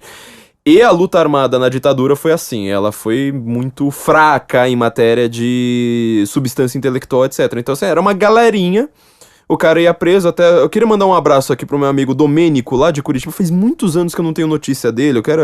Se alguém conhecer o Dom, por favor, manda ele entrar em contato. Que ele era... Hoje super católico, conservador, etc. Na época ele era... na época da ditadura, ele falava assim, a minha célula tinha 4 pessoas... Você falava tudo sussurrado, você não conhece ninguém da outra célula, porque assim, se você é preso, você só delata 3 pessoas, assim por diante. E se você é preso, cara, você não volta. Você não volta. Exatamente, e às vezes até alguns integrantes de movimento, eles até, de certa forma, tinham receio de serem soltos, né? E aí ter que voltar para a célula e não tinha como explicar esse... determinadas situações e ele poderia sofrer um justiciamento. Então, o que começa a acontecer ali num determinado momento, né? A desculpa que o cara tem ao voltar para a célula é de que ele foi torturado. Não estou dizendo aqui que não houve tortura na ditadura, tá? Mas o uso desse argumento começou a se tornar bastante comum, né? Ele usa, é um argumento que começa a ser difundido de uma maneira bastante comum entre eles, e eles começam a dizer, pô, fui torturado e etc. Isso é como se fosse um passe livre, ou uma forma de defesa dentro dos processos de justiciamento. Então é como se fosse assim, uma arguição de tortura. Ó, você foi lá, tal, você dedou, aí o cara fala, pô, fui torturado, preciso sair, fui torturado e etc. Pessoas foram de fato torturadas, isso ocorreu, não estou dizendo que não ocorreu, mas teve muita gente que diz que foi torturada em um determinado contexto, primeiro se utilizando daquilo como forma de defesa dentro do seu respectivo núcleo de atuação. E depois começaram a perceber que isso até daria uma graninha, né? Dá um saláriozinho ali, tem o Bolsa Tortura e etc. Porque o cara falou alto comigo, né? Eu tive uma tortura psicológica. Aliás, tortura psicológica Só pra gente fechar o negócio do Lumpen, né? Do Lumpen proletariado, um dos primeiros caras a sacar isso Isso é discutido de uma forma absolutamente desorganizada na Escola de Frankfurt, porque quando a gente lê a Escola de Frankfurt, as pessoas acham a Escola de Frankfurt, aquilo é um inferno, é uma panaceia, né? Cada um fala sobre uma coisa, você tem uma divisão sobre o que fala, sobre o que cada um vai falar. Por exemplo, Horkheimer é um cara que se dedica bastante à família, Foucault fala bastante de direito penal, eles dividem os assuntos entre eles. Mas, sob o ponto de vista de lógica, é caótico, né? Sim. Eles têm uma lógica caótica. E eles não concordam entre si, né? É outra Eles coisa não que as concordam pessoas entre que si. conseguem... Eles são altamente destrutivos e depressos entre eles, né? Marcuse fica falando de questões sexuais, de gênero e etc. Mas quem dá uma organizada nisso, Flávio, é um cara chamado Eric Hobsbawm. Ele escreveu um livro chamado Bandidos, em que ele faz abertamente a louvação até de Lampião. Até Lampião é analisado por Eric Hobsbawm no livro Bandidos. Então ele fala de Pancho Villa, ele fala de vários movimentos de banditismo a favor de uma determinada causa. Eric Hobsbawm é aquele do áudio, né? Aquele que ele fala que ele tá dando uma entrevista pra BBC, nunca lembro o nome do repórter, e o cara pergunta pra ele, a gente vai passar o áudio aqui, né? O cara pergunta pra ele assim, ele falou assim, mas você acha que se Stalin tivesse matado 40 milhões de pessoas, mas tivesse conseguido implantar o comunismo, você ainda seria stalinista? Vamos ouvir a resposta dele. Down to is saying that had the Radiant Tomorrow actually been created, the loss of 15, 20 million people might have been justified. Yes.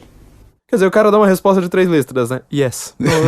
Tá bom. Se tivesse matado 4 milhões de pessoas, você imagina alguém aqui falar assim... 40, são números. Mas se o Hitler tivesse matado 60 milhões de judeus e tivesse conseguido fazer uma Alemanha próspera, o Terceiro Reich, você acha que você seria nazista? O cara vai lá e responde, Pô, cara... Exato. E esse é o cara que é considerado o maior historiador do mundo por qualquer pessoa que não conhece nenhum outro historiador, né? O contraponto a isso é um autor que ninguém nunca ouviu falar, não conhece, é um cara chamado Brian Cozier, eu tô aqui com o livro dele. Nunca ouvi falar mesmo? Ele tem um livro chamado The Rebels. The Rebels é exatamente a resposta para o nosso amigo Eric Hobsbawm, em que ele tá falando assim, não, meu amigo, bandido é bandido, para com essa palhaçada, cara. Não me vem com essa palhaçada, bandido é bandido, não me vem com essa. Né? Então, a questão do justiciamento, o que aconteceu com ela? Ela foi parar dentro dessas células e hoje ela é realidade no Brasil. Então, essa discussão que o Bolsonaro teve, que acontece no mesmo dia em que a gente teve o genocídio no Pará, 50 cabeças rolando, tem até vídeos, coisa nojenta, horrorosa e tal.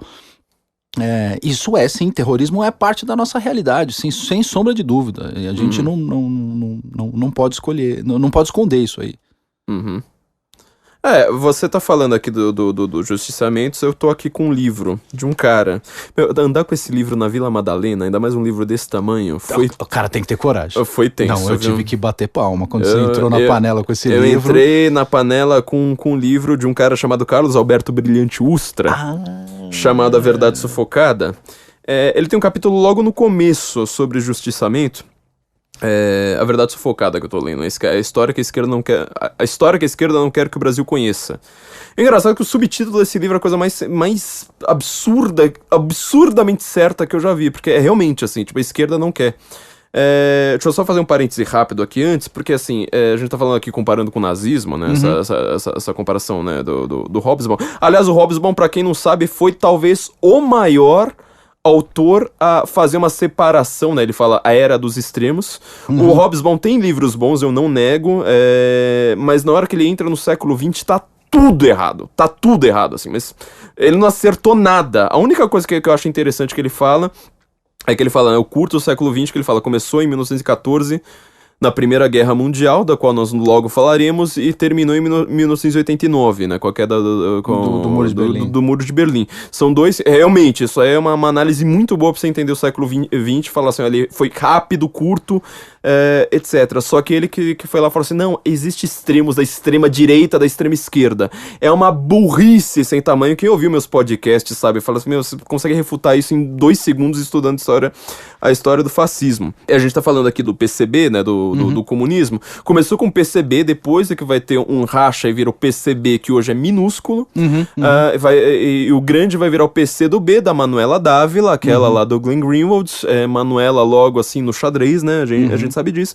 E ele começa a falar do Tribunal Vermelho e os justiçamentos do PCB. Isso começa lá na primeira fase, tá, do comunismo do Brasil, 1934, que eles começam a praticar vários crimes. Nós estávamos comentando antes da gente entrar que eu achava que o Ustra seria aquele cara, a pátria, porque as forças armadas, não sei mais o que. Ele até tem um pouco disso, só que na hora que você vai ver a forma como ele escreve, meu, qualquer esquerdista que lê esse livro... É um livro positivista. Cara, mas o esquerdista vira fã do Ustra imediatamente.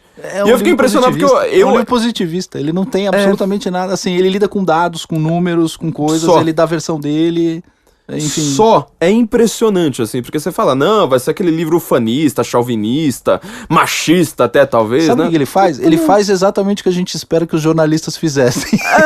Meu, é um livro, assim, de dado, que você fica assim, Exato. caramba. E aí ele começa a falar dos justiçamentos, que era justamente, né, quando alguém abandonava a fileira da organização. Eu uma vez escrevi na época que eu ficava no Twitter, um tweet que muita gente reclamou, que eu falei, qualquer organização, ela cresce justamente com a punição a quem sai da organização. Sim, exato. Quanto mais pesada a pena, punição, mais famosa fica a organização. Tem um autor islâmico, agora não lembro quem foi, talvez tenha sido até o Khomeini, agora não lembro quem foi de fato, que ele falou, o islamismo só existe por causa da lei da apostasia. Você tira a lei da apostasia, o islamismo ele morre em um século. Exatamente. Porque uma vez que você tá lá dentro, você não pode... não pode sair. Cair fora. E ele começa a marcar, né? Tipo, os caras lá de 1934, tinha 17 anos, Tobias Warszawski e tal, residiu com Walter Fernandes da Silva. E em outubro, o seu cadáver foi encontrado sem documentos em local ermo, já em decomposição, com a cabeça separada do corpo. Isso aqui é justiçamento, tá, gente? Não vai achar que justiçamento... É o que vocês acabaram de ver aí no Pará. Entendeu? Justiçamento é isso. Tá, o companheiro de quarto deles, tal de Walter Fernandes da Silva, foi lá e pediu clemência pro cara, né? Na hora, viu? Tipo, o cara foi pra uma emboscada, viu? Pediu de joelhos, e o cara falou assim, não mata esse cara, não sei mais o que. Fizeram isso com o cara. Aí esse Walter Fernandes da Silva ficou lá suspeito. Mandaram o cara pro Recife, foi lá, apareceu morto alguns dias depois na Praia do Pina. Quer dizer... pelo mesmo cara, tá? Então você vê, até o cara que foi lá dedurar, depois ele acaba sendo justiçado assim por diante. Exato. E isso, aí tem dados que não acabam mais aqui, fontes, não sei mais o que. E, enfim, isso é o justiçamento, tá, gente? É isso que pode ter acontecido aí com o pai do atual Lenin. E isso é uma coisa que você não aprendeu nos livros. Eu comentei alguns episódios pra trás a respeito do livro Cofre do Dr. Rui, né, que é do Tom Cardoso, se não me engano, que ele fala a mesma coisa. Aquela turma lá, de novo, da gangue da Dilma Rousseff, que roubou o cofre do Adhemar de Barros, da amante, aliás, do Adhemar de Barros, né, que ele assinava na agenda como, tô indo ver o Dr. Rui. Ele tava indo ver a amante dele, né, no Rio de Janeiro. O que aconteceu com o dinheiro? Ele conta cada centavo, cara, é impressionante. E boa parte do que aconteceu com aquele grupo, que era tudo jovem, sabe? Todos uns caras de 25 anos, era justiçamento. Que aí é por isso que você vai entender. Existe colina, existe VR, Palmares, existe aquilo. Por quê? Porque, tipo, um cara vai preso, tem que criar um outro grupo, que é pra proteção. E eles vão se matando entre si. É impressionante, esse dinheiro não foi usado pra nada em matéria de luta armada. Nada, eles não compraram uma arma, salvo engano. Não. Vai ser de comprar arma tem umas coisas engraçadas, né? A gente falou do Brizola aqui, uma das passagens mais interessantes da biografia do Brizola, quando ele foge pro Uruguai, né? Isso é até contado pelo filho dele, né? O João Brizola escreveu um livro sobre a experiência que ele teve com o pai dele. Diz que lá pelas tantas, né, à noite e tal, o Brizola entra numa Kombi. E aí, um moleque tremendo que nem vara verde, os caras vão numa praia lá no Uruguai, uma praia afastada, aí vem uma luzinha lá de alto mar e tal, vem um barco ali, atraca, e o cara começa a descarregar armamento, metralhadora, rifle, esse tipo de coisa, vai descarregando, doado, né, por Cuba. Foi uma doação. Cuba fez a doação. Parece que pega ali algumas caixas, algumas coisas e tal, mais dinheiro, né, pra causa. Sei lá, $200 mil na época, não lembro quanto era, né. Ele pega todo aquele armamento e sabe o que ele faz? Ele vende tudo, junta 5 milhões e compra uma fazenda no Uruguai. Pô, mas... E ele, o Brizola, era um cara odiado pelo Fidel, porque ele tinha dado um golpe no Fidel. O Fidel chamava ele de rato, né? Como é que era? Rato, alguma coisa, esqueci. O Fidel investiu na promessa do Brizola. O Brizola falou, quer saber essa porra aqui? Vai virar capitalista aqui no Uruguai, cara. E ele tinha uma fazenda no Uruguai que foi comprada com dinheiro... aspas, emprestado pelo Fidel e de armamento que ele vendeu. Ele vendeu essas armas, usou o dinheiro e comprou uma fazenda pra ele, botou o nome dele, que se dane. O cara tinha fazenda de dinheiro. Então, assim, a parte desse dinheiro que você tá falando, que é mais ou menos nisso. É mais ou menos nisso que deu, digamos assim... Assalto a banco. Assalto a banco, tal. E, coincidentemente, Flávio... O Mensalão também é parecido, o Petrolão também é parecido. Qual foi o único cara que ficou fiel à causa? Um cara chamado Zé Dirceu. Esse ficou fiel à causa. Agora, nem o Lula resistiu, né? Enfim, o dinheiro da causa ali foi pra comprar pedalinho e tal. Os caras não resistem, cara. O Palocci fala isso na última delação, né? Quer dizer, tinha uma cota...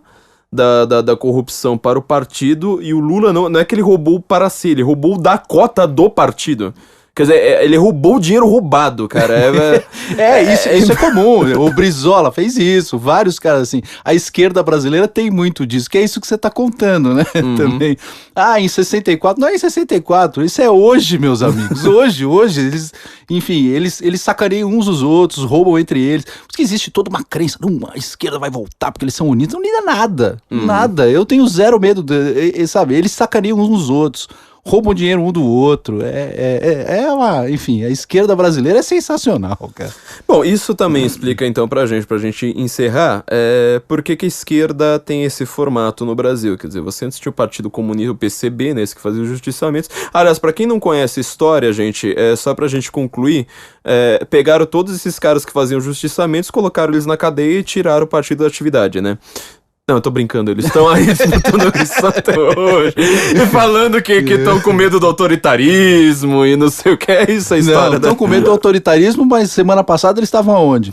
Foro de São Paulo, que foi onde, meu Deus do céu, esse onde ano? Onde que foi o Foro de São Paulo? Foi um país perfeito. Cara, quem tava sentado com eles lá? O Maduro Farc. Na Venezuela. A Farc, ela abriu o Foro de São Paulo em 1990, né? Ela abriu, assim, o discurso de abertura foi do cara das Farc.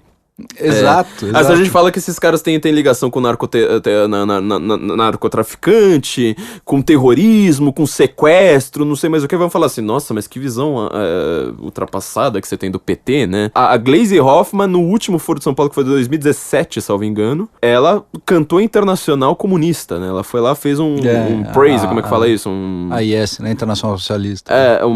Que é um hino muito bonito, cara. Diga-se de passagem, sob o ponto de vista de música, é uma bela canção. Assim. Eu acho que o único hino de totalitarismo que é feio é a Horst Wessel Lied dos nazistas, porque é canção de cervejaria. Exato. Mas ele não é... Não é que ele é feio, ele é brega. Ele é brega, mas ele não é feio ridículo, também, não. E a Marselhesa também, pelo amor de Deus, é uma música maravilhosa. Sensacional. E a letra é bonita, né? As armas, cidadãos. É que eu não sei cantar em francês, né? Você que cante, mas... É fantástico mesmo, né? E os caras, assim, tem... Naquela época tinha esquerdista, artista, né? O Josias fala disso, né? Tipo, tinha época que o comunista era, tipo... Stravinsky, né? Stravinsky, grande revolucionário.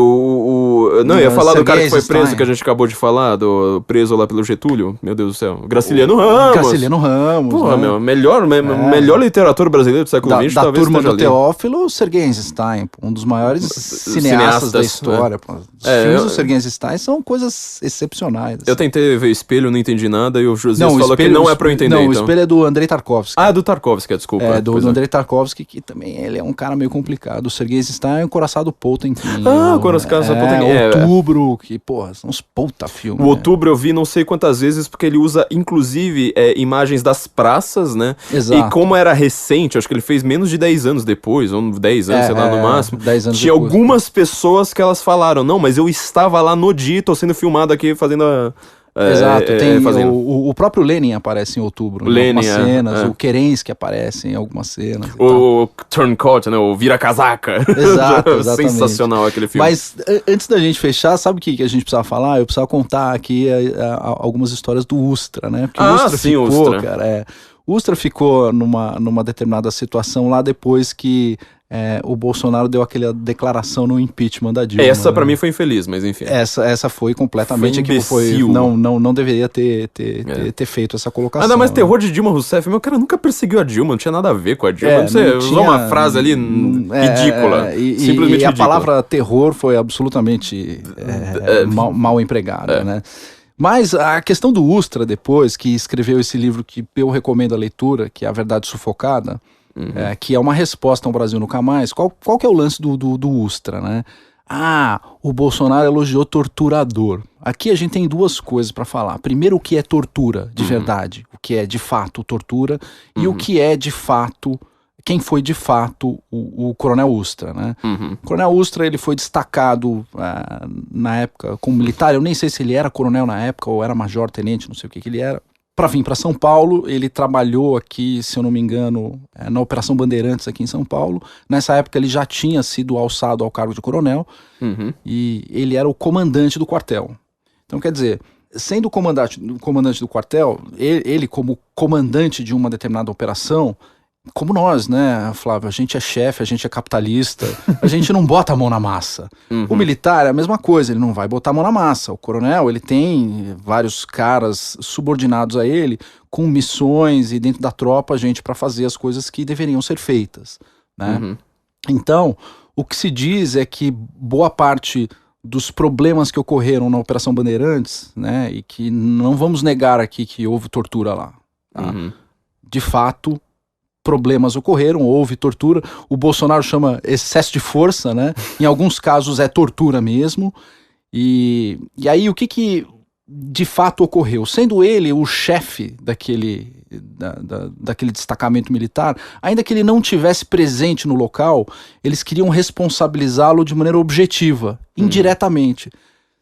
Ainda que ele não tivesse envolvido nos maus tratos e etc., ou nas sessões, que são chamadas lá sessões de tortura, ainda que ele não tivesse sido envolvido, a esquerda, de certa forma, sempre procurou envolvê-lo diretamente, né? Porque ela precisava do seu algoz. Ela precisava do seu algoz. E o algoz escolhido teria sido o Ustra, né? As pessoas não têm hoje como identificar a presença ou até o Ustra praticando atos de tortura.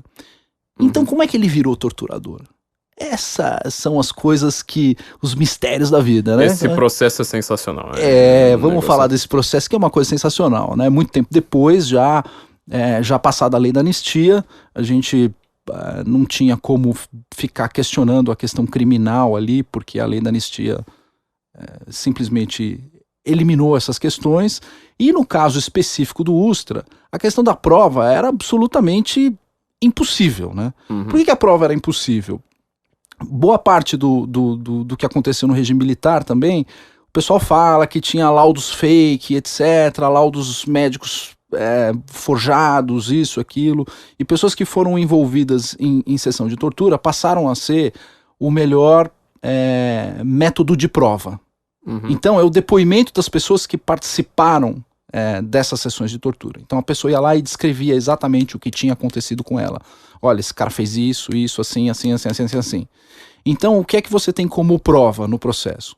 Única, exclusivamente, o depoimento dessa vítima. Isso é a Comissão da Verdade. Tá. Um monte de esquerdista falando alguma coisa. E aí, o que acontece?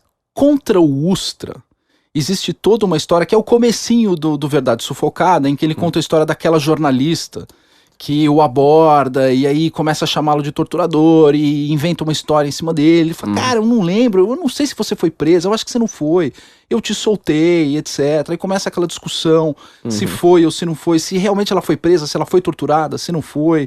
E aí fica aquela história enviesada a respeito do que de fato ele fez. A gente tem que entrar no detalhe do fato, o que de fato ele fez.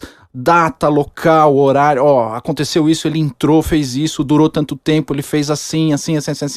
Esse tipo de descrição não existe em relação diretamente ao Ustra. O que acabou acontecendo algum tempo depois? Já passado o período do regime militar, as pessoas ali já, digamos, sem a mínima condição de ter uma prova concreta com ele diretamente, uma determinada pessoa, auxiliada por um determinado advogado. Sabe quem é o advogado dessa pessoa? Não. Professor Fábio Conder Comparato. Putz, grila. Um dos fundadores do PT, junto com essa pessoa que teria sido presa, entra com uma ação de indenização contra o Ustra. Ou seja, bem depois, né? Na hora que você já não... Nos anos 90, já bem quer dizer, depois agora. Não é exatamente naquela hora que você está discutindo se o cara é torturador. Depois de já ter sido chamado, não sei mais o que. E aí você vai lá ele saca a imprescritibilidade penal, porque o crime de tortura é imprescritível pela Constituição de 88, o crime em si é imprescritível. Junto com homofobia agora, né? Racismo, homofobia e tortura são as únicas coisas que não prescrevem. Ele puxa essa imprescritibilidade penal para dentro do cível. O cível é quando você pede indenização. E entra com uma ação de dano moral contra ele. Uma ação de dano moral por ter sido torturada. No processo cível, você não tem o mesmo regime do processo penal. No regime do processo penal, a prova tem que ser direta. Você pode fazer prova indireta no processo civil, porque você pode ter a chamada responsabilidade objetiva, em que você pressupõe tal fato e etc., iuris tantum. Ele não tinha nenhum tipo de condenação criminal, mesmo não tendo condenação criminal, não tendo prova, foram trazidas algumas testemunhas. As testemunhas nesse processo, esse processo é público, dá para entrar no site do Tribunal de Justiça e vocês conseguem ver os depoimentos das testemunhas, sentença e etc. Nesse processo, você vê a testemunha assim, o juiz vai lá e faz a inquirição da testemunha. Não, me conta aí, como é que foi? Você foi preso? Fui preso no dia tal, tá. Você viu o Ustra? Não vi. Mas ele tava lá? Não, mas eu sabia que ele tava lá. Não, como é que você sabia? Não, fulano me contou que ele tava lá. Aí o que aconteceu? Não, tava preso com fulaninho, cicraninho e beltrano. Aí vinha lá um policial e levava o cara pra uma outra sala pra prestar depoimento. Tá, e você viu o depoimento? Não vi o depoimento, mas aí demorava mais ou menos uma hora e meia, a pessoa voltava e eu perguntava, e aí, o que aconteceu? Nossa, me torturou, me bateu, me deu tapa na cara. Quem que fez isso? O Ustra tava lá? Tava lá e tal. Então, mas foi essa pessoa que te contou isso? Essa pessoa que me contou e tal. De fato, essa pessoa que, digamos assim, a fonte dessa testemunha já era falecida. Então não tinha como você ir lá e chamar a pessoa e perguntar, mas de fato você foi, ele estava lá e etc. Então é tudo por uma técnica, né, que a gente chama nos Estados Unidos de hearsay, é o ouvir dizer. Fulano me falou e eu tô dizendo que fulano me falou. E com base nessa coleta de indícios, ele é condenado no cível a pagar uma pena, uma indenização para 2 ou 3 pessoas que foram presas na Operação Bandeirantes de dano moral. Porque houve responsabilidade objetiva dele e o juiz ele fala assim, independentemente de eu ter prova dele ter participado diretamente, não me interessa. Como ele era o chefe daquilo, o chefe objetivamente tem que responder pelo que aconteceu dentro do quartel.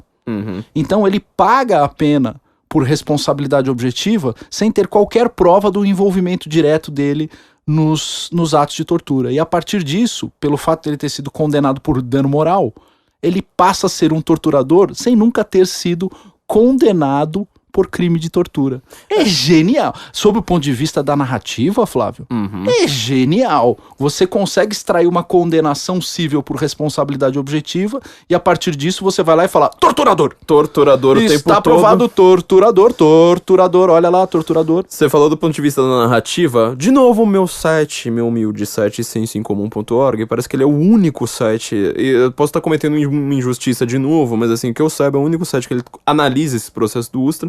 É um artigo do Taiguara Fernandes, tá? Advogado lá também, da Paraíba. Chama Bolsonaro, Coronel Ustra e Jean Willis. O que o episódio nos ensina sobre o que você falou? A guerra de narrativas. Exato. É a guerra de narrativas. Ele comenta esse processo, tá? Nossa, isso aqui é dos primórdios do site mesmo, tá? Em 2016. E ele comenta um adicional, né? Quer dizer, a única prova que tinha de que era o Ustra foi que a mulher disse que reconheceu a voz dele. Exato. Aí você Exatamente. Isso no caso dessa jornalista que começa com a história de dizer que ele era torturador e fala, quando eu fui presa, eu fui torturada, aconteceu isso.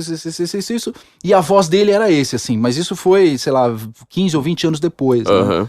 E ele, surpreendido, fica ali. E assim, é o que acontece na maioria... E ele fica coado, né? Porque ele você fica meio tipo, como assim, minha filha? Do que você tá falando? Aí dá a impressão que você tá confessando culpa, vou tocar né? a vida, vou ignorar essa pessoa. E é exatamente o que os militares acabaram fazendo nos últimos 30 anos. Eles simplesmente ignoram a narrativa e tocam a vida lá de maneira positiva, no positivismo deles. E aí a narrativa, ela se consolida, ela se constrói. Mas quando você vai atrás dos fatos, você fala, eu quero ver o fato, eu quero ver o que aconteceu. Você fala, não, peraí, não tem isso aqui, tá faltando isso aqui. Ele foi condenado no crime? Não foi. E aí a gente tem uma outra coisa, né, Flávio? Hoje, tortura, por exemplo, e eu vejo as discussões disso no âmbito do direito penal, se você for preso... Isso não vai acontecer nunca, você é um homem de bem, é um homem que nunca vai ter esse tipo de problema. Você não sou processado. Não é processado, mas você nunca se filiou ao PT, não vai ter desse tipo de problema. Mas se eventualmente uma pessoa sofrer esse tipo de coisa, entrar numa delegacia e o delegado chegar na orelha do cara e começar a gritar, pá, pá, pá, pá, isso já é considerado tortura, pra muita gente. Sim. O cara chegar na orelha e gritar na orelha já é considerado tortura. E tem indenização. Nossa querida Damares Alves, ela está cuidando justamente desse tipo de indenização. Tem gente que tá recebendo indenização passando dos milhares até hoje por conta disso, que eles chamam de tortura psicológica. Enquanto que a família do Mário Cosel, sabe, assassinado pelo grupo dessa aprendiz de genocida chamada Dilma Rousseff, aí o cara recebe assim, tipo 500 pau ali por mês, se recebe e acabou. Exatamente. Aí o que acontece? Essas pessoas que às vezes são mães de moleque bobo que acabou entrando no tráfico e etc. E o menino sofreu algum justiciamento, alguma coisa porque estava lá metido, era aviãozinho, ou sei lá, algum traficante de alguma forma lhe aplica uma pena e quebra a perna do menino e o menino fica de cadeira de roda pro resto da vida. Você não vai chamar isso de tortura? Sei lá, como é que eu chamo isso aí? É um negócio... mas isso não é capturado... digamos assim, pela semântica, pela semântica do conceito de tortura. Tortura é o coitadinho na delegacia e o delegado gritando na orelha dele. Então a gente não consegue mais diferenciar o que é aquilo que o Bolsonaro chama de tratamento enérgico, maus tratos, e o que é tortura de fato. Porque a tortura, ela tem um objetivo, né? Ela tem uma finalidade. Sim. Você vai causar o temor na pessoa, em que ela vai, de certa forma, anular completamente a sua capacidade de raciocínio e a sua vontade, para se submeter àquilo que o seu inquiridor está buscando. Às vezes, numa determinada altercação dentro da delegacia, quer dizer, o cara começa lá a dar escândalo, não sei o que, dá um tapa na cara do policial, o policial devolve o tapa na cara, tortura. Então, que caiu dentro dessa definição que eles dão hoje, tortura, que aí precisa ser agente do Estado, não sei o quê. Isso, que aí é a tua área de linguística, da tua especialidade, que você sabe muito bem como é que funciona. Você pega aquela palavra, embute várias situações de fato e dá aquela carga emocional pra palavra. Aí você retira a palavra do contexto e sai aplicando. Aplica no Ustra, nesse, naquele. Até no presidente eles aplicam, né? Assim como o fascismo, né? A mesma coisa, exatamente. o mesmo processo. É a mesma técnica, a questão da tortura, a questão... a gente tá falando a mesma coisa. Então acho que isso que o pessoal reclama, né? Fala, pô, o Bolsonaro não sai de 64, ele fica toda hora falando de 64, ele tem que viver o presente. Mas dizer de 64 é necessário para que você entenda o presente, imbecil, pequeno imbecil. Eu tô lembrando da propaganda das Tortuguitas, sabe? Estúpida. Exato. Porque hoje a gente tem tortura, tem justiça, tem exatamente as coisas que aconteciam em 64, mas elas migraram para um outro lugar. Só que você não entende esse negócio de justiciamentos de organizações criminosas se você não entender o que de fato aconteceu na história. Portanto, essas dicas que o Bolsonaro dá, vocês no futuro vão acabar agradecendo ao presidente Bolsonaro por ele estar de fato dizendo: vamos discutir o que de fato aconteceu. Vamos estudar história. Aliás, o filme Tropa de Elite, que você citou acho que mais de uma vez aqui, ele é curioso porque ele já começa com uma cena que ela vai desembocar no justiçamento, né? Que eles estouram uma boca de fumo, pergunta lá pro aviãozinho e fala assim: quem é que tá com a carga? E o cara aponta. E aí, tipo, 1 ou 2 cenas depois, a mãe chega na delegacia e fala: mataram meu filho e a culpa é sua. A culpa é sua. Porque você soltou. E ele fala: por quê? Por que eu soltei ele? Como assim soltou? Ele fala assim: ele era o aviãozinho. Aí tem até um reflash, assim, né? Da volta só do menino apontando. Fala: então, isso aí é um justiçamento, quer dizer. E outra cena que é justamente do micro-ondas. Quer dizer, quem tá sendo torturado ali não é policial, tem que lembrar da cena. Não é o policial. É o chefe do coletivo. É o chefe do coletivo. É o chefe do coletivo que fica dentro da favela. Tipo, e a namoradinha dele, né? A namoradinha dele teve uma relação com um cara que descobriram que era policial, não sei mais o que. Mas você vê como é que a amiga da namoradinha que é queimado, porque a namoradinha foi e falou: não interessa. Vira o responsabilidade objetiva. Eu vou botar você no micro-ondas. No forno. Então, assim, o Ustra fala aqui que é sempre assim: era tipo 3 pessoas vão lá.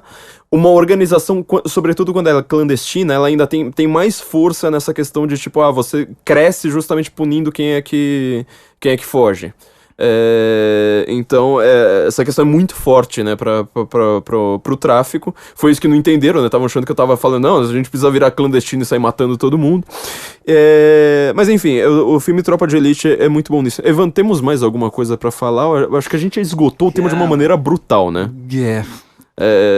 Tiro, porrada e bomba. Tiro, porrada e bomba, gente. Então, assim, isso é a história do Brasil, tá? Isso é a história do Brasil que não querem que você saiba. Isso é o que a gente quer explicar pra vocês quando a gente fala assim: olha, por exemplo, a relação da direita brasileira com os militares, tá? Vou até fazer um jabá aqui de novo, a gente já comentou aqui no podcast, mas aí eu tenho um curso no Instituto Borborema, tá? institutoborborema.com.br. Tem curso lá de muita gente: Francisco Scorsin, Rafael Nogueira, Flávio Gordon, etc. Tem o meu curso também, tem um curso sobre linguística, que eu tô explicando justamente isso que o Evandro tá falando o tempo todo, como que você usa linguística pra manipular a opinião pública, e o curso mais recente, que é sobre Eric Fögelin, mas eu me foquei sobretudo na crítica do Fögelin ao positivismo, tá? No livro Nova Ciência da Política, e aplicando alguns conceitos dele pro mundo de hoje. Inclusive, uma aula do curso eu falo sobretudo sobre o Brasil, mostrando qual que é o problema que os militares não conseguiram implantar uma narrativa, porque, como o Evandro disse muito bem, né? O livro do Ustra aqui, por exemplo, é um livro positivista. O que é isso? Isso é fato, é documentação. Tá, positivismo é basicamente isso. A lei brasileira é a lei mais positivista que existe no mundo, tá? O Brasil é o país mais positivista que existe no mundo. Por isso que eu quis fazer esse curso especificamente aqui, falar assim: não, vamos falar sobre positivismo. Na hora que os generais voltaram, mandando e desmandando, né? Sobretudo no começo desse ano, quando tava lá Santos Cruz, aquela turma toda. E ali eu tô explicando justamente quais são os problemas desse positivismo, os problemas que isso vão dar pra gente de herança nessas décadas que vieram desde a ditadura. Porque, por exemplo, os generais, essa turma da milicada, eles olhavam pra luta armada simplesmente pensando: é gente com arma na mão. Você fala assim: tá, mas se o comunista ele põe a arma embaixo da mesa, escreve um livro, sabe, uma escola de Frankfurt, né, vira um Fernando Andrade da vida, você ainda tem o problema. Exato. Quer dizer, você parou de matar. Só que assim, foi essa pessoa que parou de matar. Ele tá lá praticamente escrevendo: bom, então agora manda o Comando Vermelho matar por mim. Manda as Farc matarem por mim. As Farc, a gente vai lá, se reúne no Foro de São Paulo, combina tudo e tal. Pois é, então quer dizer, você repara que desde a ditadura até hoje, o número de homicídios só cresceu. Ele não diminuiu. Exato. Isso é culpa dos militares, tá, gente? Então não vai achando assim, tipo, porque você... Tudo bem, tem muita gente confusa na direita, mas assim, essa direita mais intelectual, ela sabe disso, tá? Ela tem uma noção disso. E a gente não é lambibota de milico, tá? A gente não tem um respeito respeito pela ideia das Forças Armadas, mas as Forças Armadas no Brasil, Escola Superior de Guerra, ela precisava ter, tipo, quase uma revolução ali dentro, né? Com perdão do termo, que é justamente pra gente não usar termo contaminado. Nesse curso eu tô explicando tudo, então entra lá, institutoborborema.com.br, vocês vão entender muito bem isso que tá acontecendo. Não se esqueça também que você pode ter um currículo melhor do que o currículo que você tem, você vai ter um emprego melhor, um cargo melhor na sua empresa, já que nós somos capitalistas, com a CV pra VC, que também é nossa parceira aqui. Então entra lá em sensoincomum.cvpravc.com.br.